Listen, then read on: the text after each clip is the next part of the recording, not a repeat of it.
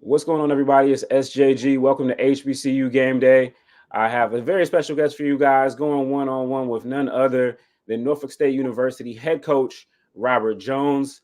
He is fresh off of his 200th career victory as a head coach over all of them at Norfolk State University, as he has built that program into not only one of the best in the MEAC, one of the best in HBCU basketball, but also as one of the best programs in mid-major basketball.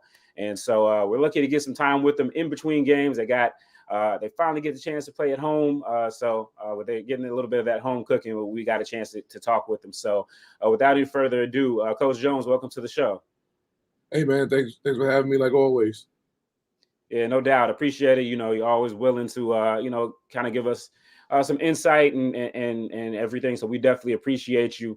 But let's start off the jump. The big news is you got your 200th victory as a head coach, and I know I saw in some of the other interviews, and we'll get to that. You talked about how you didn't necessarily want to be a coach. We'll get to that, but just the game itself, highly anticipated matchup, a rematch in some ways, at least of the teams and the coaches of last year's championship game in the MEAC. Just talk about that going up to the Burr in that atmosphere. You guys, even though you guys are still have the crown, not they have the crowns technically, but you guys still, people get up for you guys now at this point. So just talk about what it was like for you guys to get in that atmosphere, to get down, and then to have that big comeback.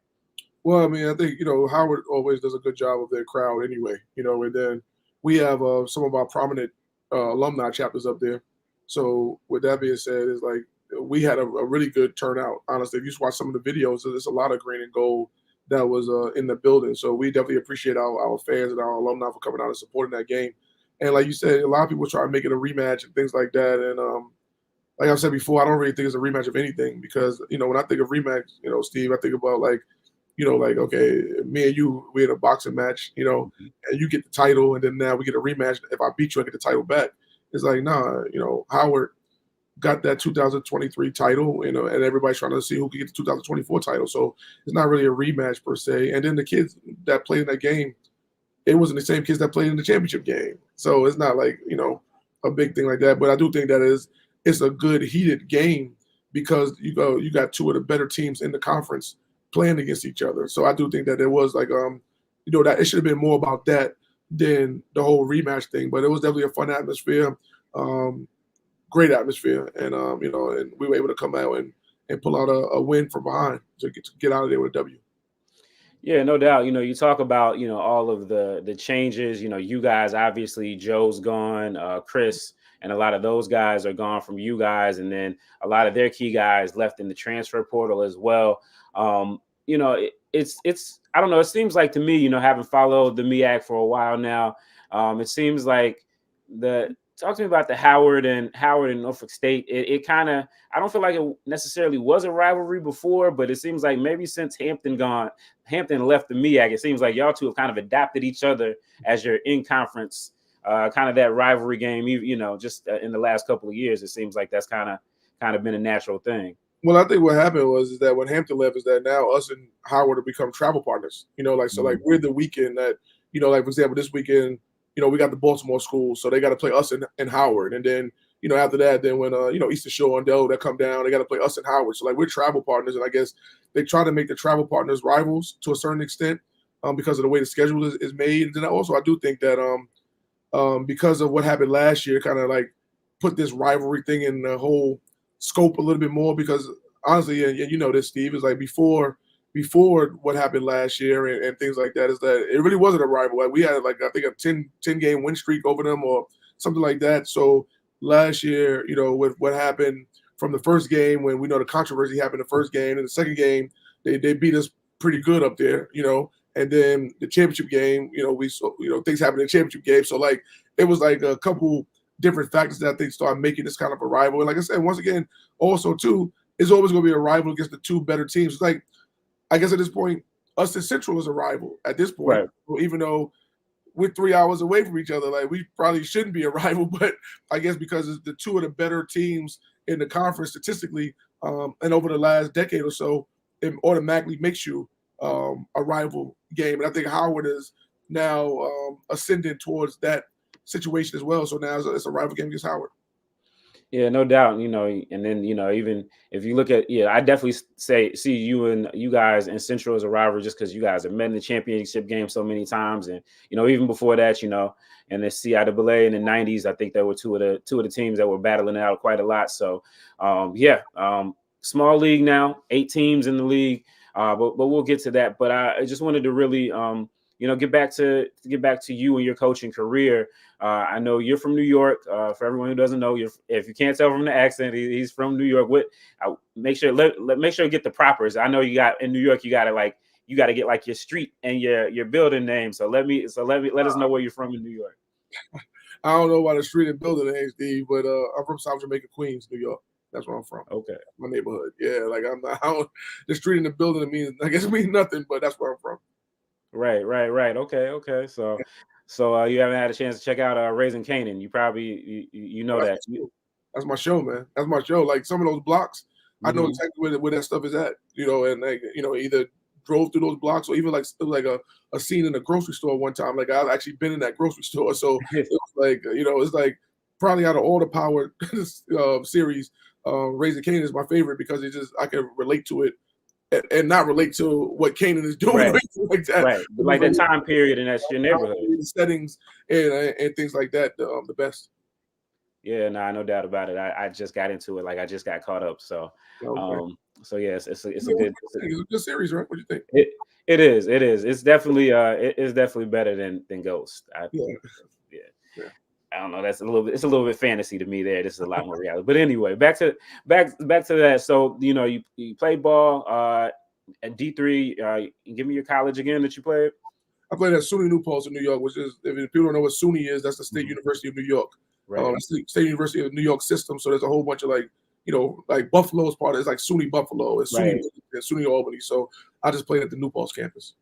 Got you. So I know you talked about, just talk about getting into coaching, after your career's over with, and making that transition to coaching. How did that happen, and how you ended up at Norfolk State? I mean, it happened by accident, honestly, man. I did 5 years of college, even though we only played 4, but I'll be honest with the people. I was on the 5-year plan too. It works for us. Yeah, I came in trying to be an engineer major, calculus, and a 6 a.m. practice schedule was not going together pretty well. So I had to change majors, and which extended my academic career a little past my athletic career. But with that being said, being that I was around, one of my assistant coaches, Greg Dixon, he ended up getting a coaching job at Bard College, which is like 15, 20 minutes away in Kingston, New York. And he asked me, would I come over and help the guys? Because at that point, I was still in pretty good shape. I was a pretty good player. I did make All-American as a Division III athlete and stuff like that. So, got to throw a little bit in there. All these other coaches do, right? So yeah. I got to throw a little bit in there. But so I went over there and helped them out. And with that being said, it went from just helping them out to all of a sudden I'm on the road with them recruiting. Then I'm doing game prep. And then it's like I went from like Robert Jones to like Coach Jones. It's just like by accident, for real. And then after I got into it, I realized that was probably the closest way for me to stay involved in the game by being a coach. So then I wanted to try to be the best possible coach I could be. And then I went back to my alma mater, New Paltz, for 2 years. And then I went to high school for 3 years. I coached in high school, coached the freshman team. And then I coached 2 years of varsity at St. Mary's High School in New York, in Long Island, New York. And then I moved over to Norfolk State and as assistant coach. And the reason why I got this job was because, once again, New Paltz, they done a lot for me, man. It's like New Paltz, the other assistant coach at New Paltz, Anthony Evans, ended up doing Norfolk State job. And he called me down and asked me would I be interested in the job and things like that. And, of course, he had a million candidates. So once I came down, I had to, really pull his leg to give me the job because I was still, young in the game. But he gave me the job. And I did 6 years with him. And then, he moved on to FIU. And I was able to be elevated at Norfolk State in 2013 at this point. Yeah, 2013. And then I've been here ever since as a head coach. Yeah, incredible story. And, people will look at you, you just got your 200th career win as a head coach, but you've been a part of building that program in Norfolk State for a while. As you said, you were assistant over with Coach Evans. And when you guys got to Norfolk State at that point as a division, they had a lot of history as a Division II program, but Mhm. as a Division I program, they were still trying to find their wings and they hadn't really gotten there yet.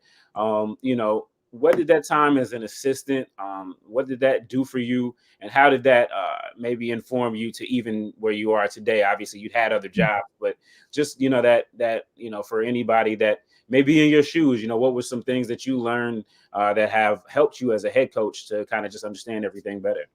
I think honestly, the high school stuff helped me a lot, a lot. And not saying that the assistant coach didn't help me, because the one thing I give credit to Coach Evans is that he allowed me to do a lot as an assistant coach. He allowed me to do a lot. He allowed me to do practice plans, all types of things, or whatever that maybe a lot of times head coaches, even myself, don't allow their assistants to do per se. So it was an easy transition once he went on, because like some of the stuff that you do as a head coach, I was already doing it anyway. So it was like I was already doing like half head coach's duties. So it was able, like once he went away and went to FIU, it was an easy transition. And then, like I said, with the high school culture, 3 years of being a head coach, and that's the thing I tell anybody, man, don't undervalue your head coach experience, no matter what level is at.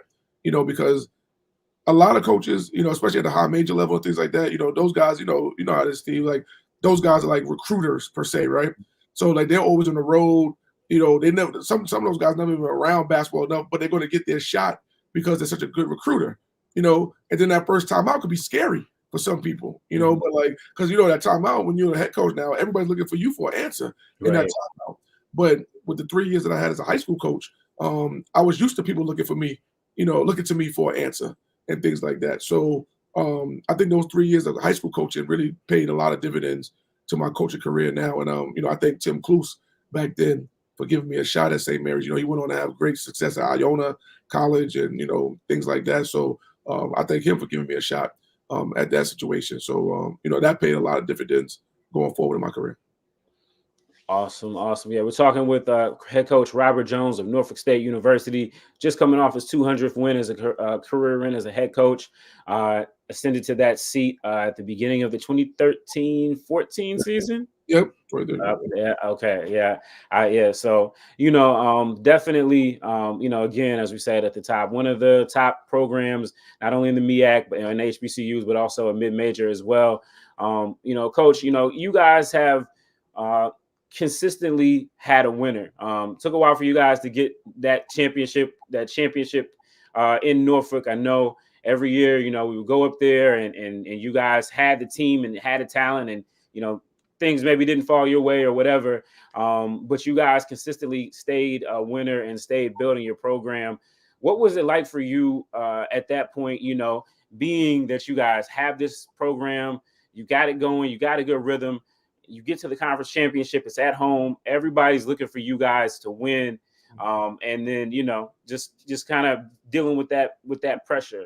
What that was like for you, and maybe kind of how that's impacted your career as well. I mean, the thing from my early part of my career was like 2013 through like I think 2017, 16, 17 season. So 2017, I had got to the semifinal game like every year, like that I was coaching, that I could never break through to get to the championship game, right? So, then in 2016, 17 season, we broke through and got to the championship game. We lost, back then. And then after that, so I was like, okay, now you broke through, got to the championship game. Now how you gonna figure out how to win it? So 2019, we got back to the championship game, right? And then we lost that one by 3 points, real heartbreaking loss to Central. That's the same year that we went on to beat Alabama and NIT and everything like that. So all right, so that was 2 times that we got to the championship game. So once again, the process, all right, semifinals, championship game. Now how do you win the championship? And the thing that I think that for me that helped in 2021 was that after we beat Alabama in 2019, because 1920 season there was no championship because of COVID. Was that I just like I felt like I was putting too much pressure on myself in that game. That like I gotta win this game. I gotta win this game. So I started doing things that I probably normally wouldn't do all season, like just overly putting pressure on myself. So 2021, honestly, the night before the game, I didn't even look at the film the night before the game, and I just like watched TV and just said I'm going to just relax, because I'm like, at this point, you got to have belief in what you've been doing all year. At that year we were like 17-8 or 16 and something, whatever. Yeah, I guess I was 17 when it against Appalachian State. So we were like 16-7, and that was really good for the COVID short year, right? Right.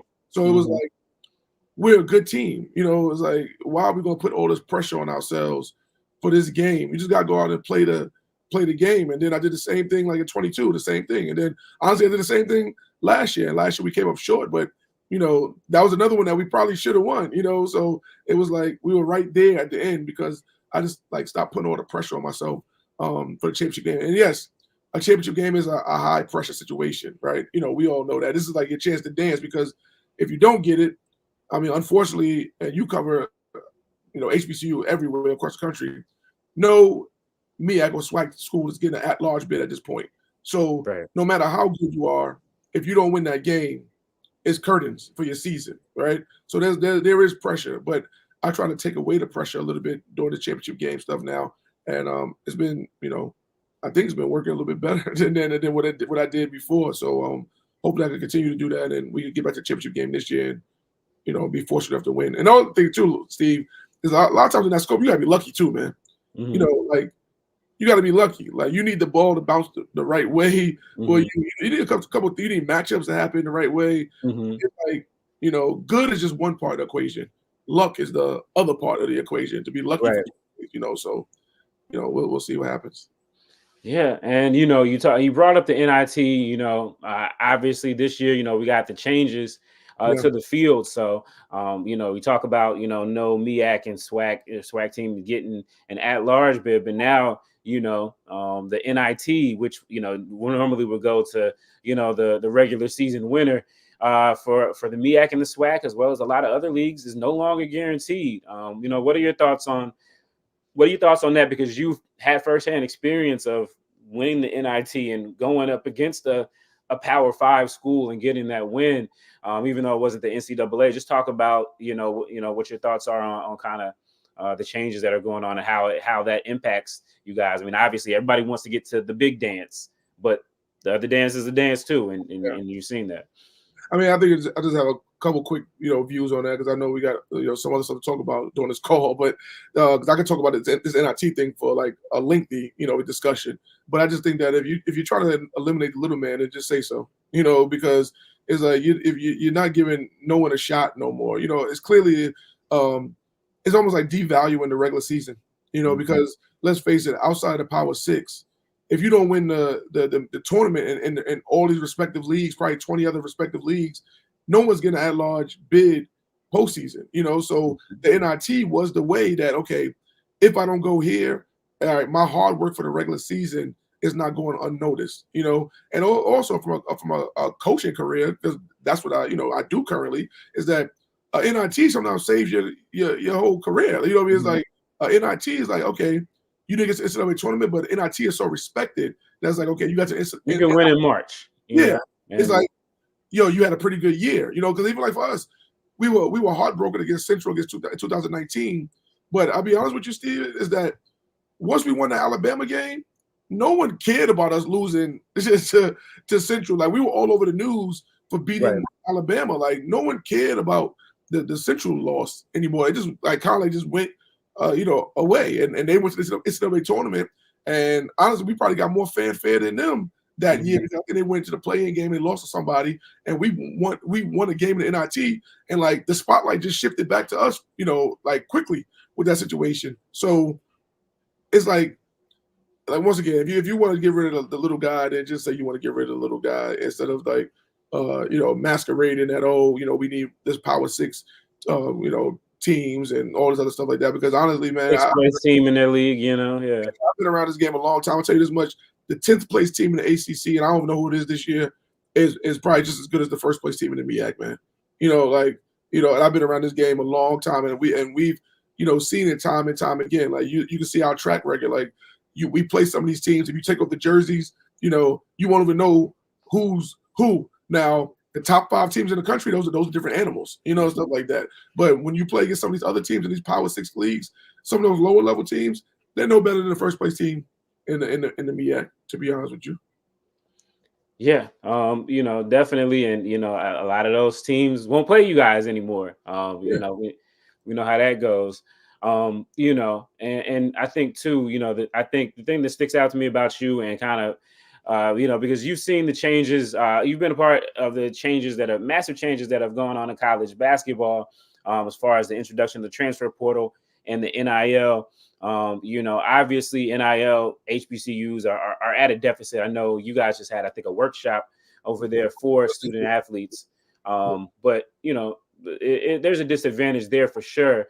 But you talk about the transfer portal. I just remember after you guys won that title in 2021, I know you guys lost a lot of guys, but you did have Joe Bryant. The joke is always, and shout out to Joe that he'd been there forever. But you did have Joe Bryant.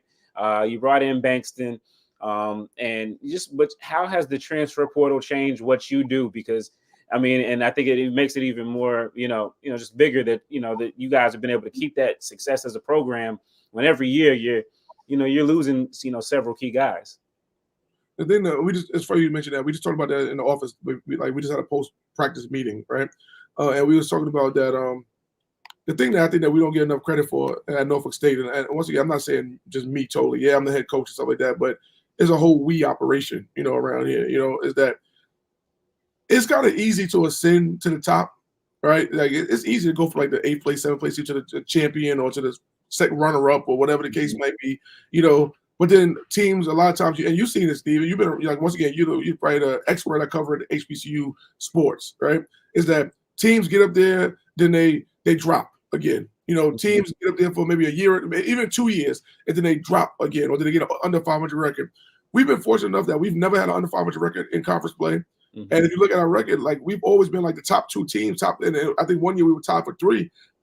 Ever since I've been here, honestly, Mm-hmm. And that's like the part that's like hard that people don't understand is that like now, yes, you got to get the right pieces to plug and play every year, because now even this year, yes, we lost Joe Bryant and Chris Bankston. Those are the 2 bookends, because they were arguably, Joe was the player of the year, so right. He was the best guard in the conference, and Chris Bankston was probably arguably the best big in the conference. So right. You got, because you can see what they're doing. I wouldn't argue.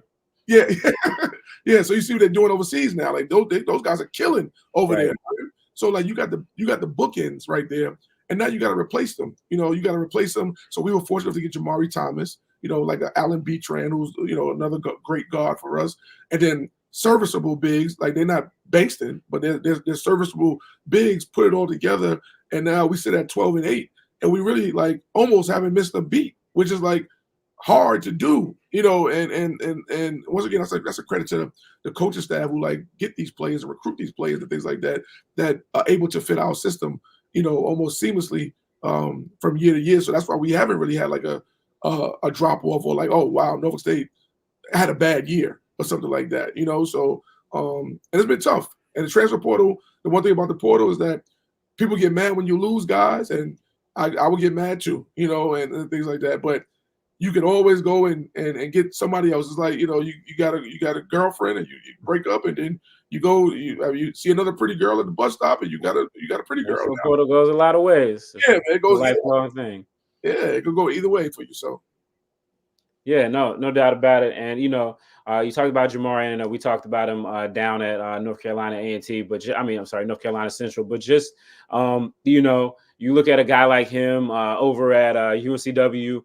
His playing time kind of, in and out and everything like that, but he was a, really highly regarded guy.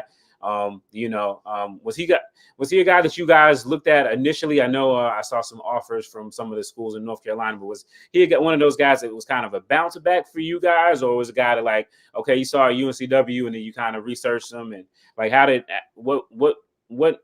he get into your radar? Well, I think that Coach Brown, one thing, that was Coach Brown's recruit, so shout out to Coach Jamari Brown for that recruit. But I think the thing is that we look at guys who come from successful programs, because we don't want it to be a shock when like we actually do something that is conducive for winning. Because some guys come from bad programs and you start asking them to do things that you need to do to win. They look at you like you got 3 heads. So UNCW is a program that does win. He just didn't get the time or the opportunity that he needed at that program. So we knew he was going to be a guy that should be used to winning. But now, all right, how can you impact winning? Because like I tell some guys, even some guys on our team, some of you guys got some championship rings, but you never really impacted whether we're going to win or lose. So now this is your chance to impact whether we're going to win or lose. So we just gave Jamari the chance to impact, being a part of a championship team, and and he can do some things that similar to Joe. They're two different players because Joe had a really like smooth game, like old man game, as people would say, and things like that. But he did what he needed to do on that court. Elbowing the kids in the back a little bit with his hook shot. Doing what he gotta do. But Jamari is like probably not as smooth, but more athletic, and then like a little bit like more herky jerky. He gets to that free throw line a lot. Clearly, this is something he's been doing his whole life because we haven't taught him how to do this. I take no credit for that. That's something he's been doing his whole life. But the thing is that like they're pretty much averaging the same. Like they just did it in different ways. So for us, the production is still the production, no matter how you did it. So it's like for us, in theory, we really didn't lose Joe. Like we just replaced him in the same statistical manner that it is. Yeah, no doubt. And I'll ask this too. How we talk about the transfer portal, obviously, as far as getting players and everything, but how has that affected your recruiting of high school players? We always hear that the high school players are left out and things like that. But for you now, when you're looking to bring in a high school guy, are you thinking like, man, I want him to shine, but maybe not too much, or like how has that impacted your, for you guys, high school recruiting? Honestly, I used to think about that, like, hey, maybe this guy's doing too good. Maybe this guy, but now it's like, man, this landscape, if they're going to stay, they're going to stay. If they're going to leave, they're going to leave. Like for real, man. It's like, so you might as well, let's try to all get something out of this deal while you're here, and usually just get something out of that deal is a championship. So let's all try to get a championship together. So if you do leave, you got a ring, I got another ring. And, you guys get, whatever's going to be is going to be. And then we can get the next group of guys in and hopefully they want to get a ring too. And if it's a 1-year rental, 2-year rental, 3-year rental or whatever, I really think at this point, there's never going to be a guy that's going to stay 4 years no more. And because what's going to happen, like you said, Steve, is that if you're too good, the Power Fives is knocking on your door, right? If you're not doing as good, you're going to think it's my fault and you're going to leave anyway, right? So it's like you're never going to get a guy like that's going to stay 4 years anymore. We look at that stuff like, okay, we probably had this guy for 2 years and going, maybe 3 years and going, and now they've really changed the rules with the 2-year two-time transfer thing. Kind of going out the window. Then people are really not staying for 4 years, so you can just cancel Christmas on that. Like, there's no way that's going to happen. So it's almost like Division I is like a glorified JUCO right now. We just like higher paid JUCO coaches for real. That got a little bit more resources than some JUCOs have. So, and it's unfortunate because you want to build a relationship with the guy because there's some guys that I know that, you like a little bit more, stuff like that, how it is. But you're never going to be able to build a relationship with people leaving after, 1 year, 2 years. Like, it's over. Like the guys that we got now, we got Tyrese Jiggins, Daryl Anderson, and Isaiah Chambers. They've been here 5 years. We'll never see a 5-year kid in life. So I guess we got to cherish these last days of that.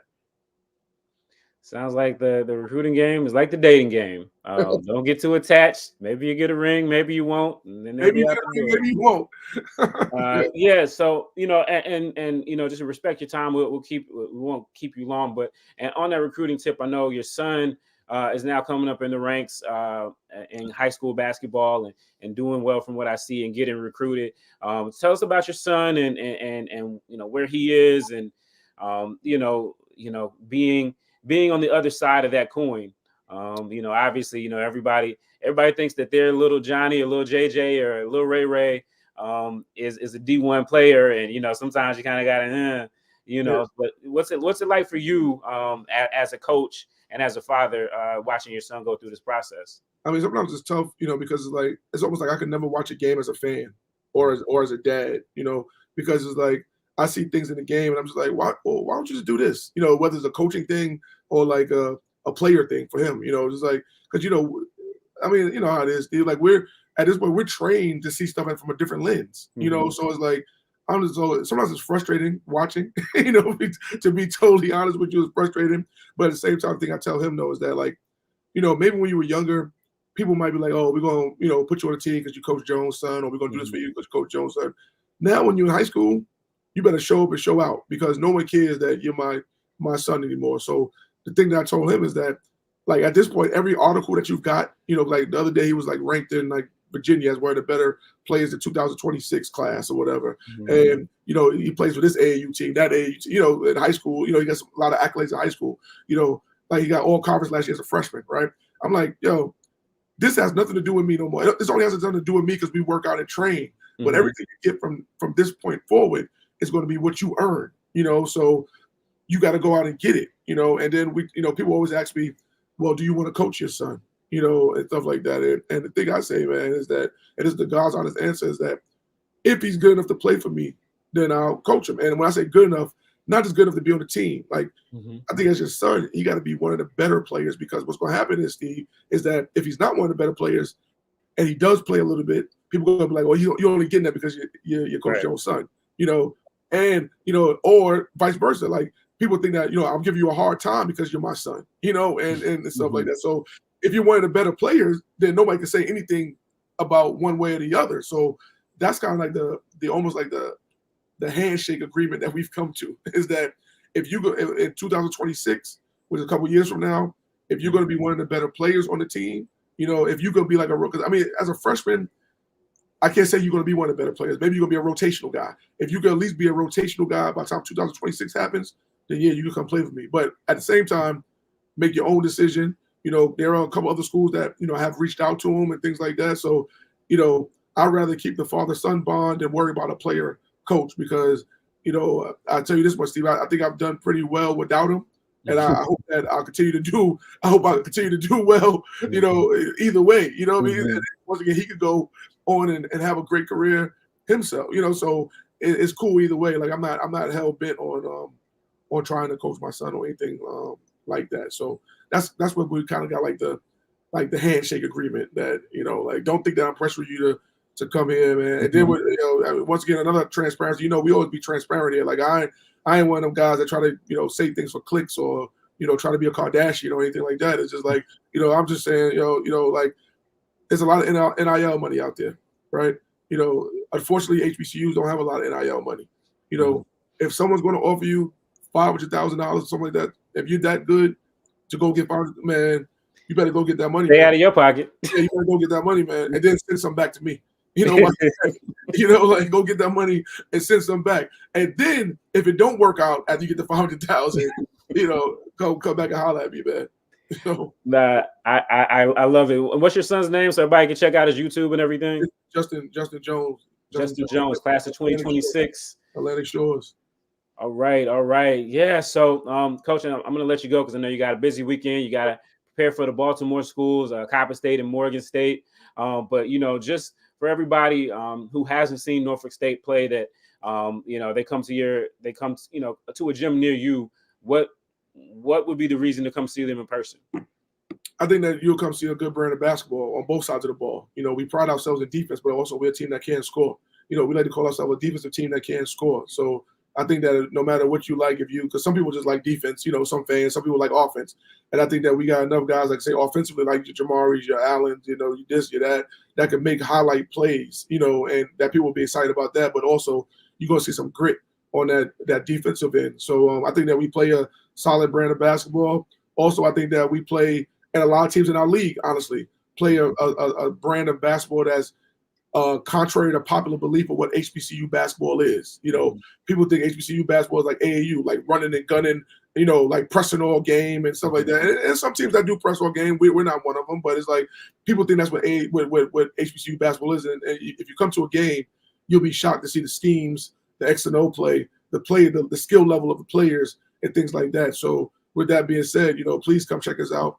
We like you said, we play Saturday and Monday. Hell, we play every Saturday and Monday at this point. So come check us out somewhere on the road, at home, and you'll be pleasantly surprised by the brand of basketball that Norfolk State basketball plays. Awesome. Well, thank you again, Coach Robert Jones, Norfolk State University, for being with us again. Thank everybody for watching the stream. If you watched to this point, I really appreciate you. Please make sure you hit that like button. I was supposed to tell you to do that earlier, but all good. We definitely appreciate it. And Coach Jones, we'll be catching up with you sometime soon, if not before things tip off at the scope. So Now, Steve, that's the last thing I said. I know we signing out. I want to see you at a game too, Steve. And in Eccles Hall. You know, I've been to Eccles a couple times, but I just one time you came during COVID didn't count. I'm not counting that one. I need you to come with his pack. It was the Morgan game. Y'all blew him out. I was there too for that. Which game? Morgan game. Oh yeah. But no, that matchup that you guys got against North Carolina Central is I caught the first one, and I have a feeling that the second one is going to be just as intense. So that's marked on my calendar to go. Come on through, brother. You know we always gonna roll the red carpet out for you, man. Thank you for everything that you do for HBCU sports too. Appreciate you again. That's Coach Robert Jones, Norfolk State University. Don't you do that? Don't you do that, man? Don't you do that? I only said North Carolina. I didn't say which one. You know, I ain't over here showing you pictures of me and 50 Cent, so don't get me confused. You know what I mean? All right. I appreciate you guys for watching the stream. All right.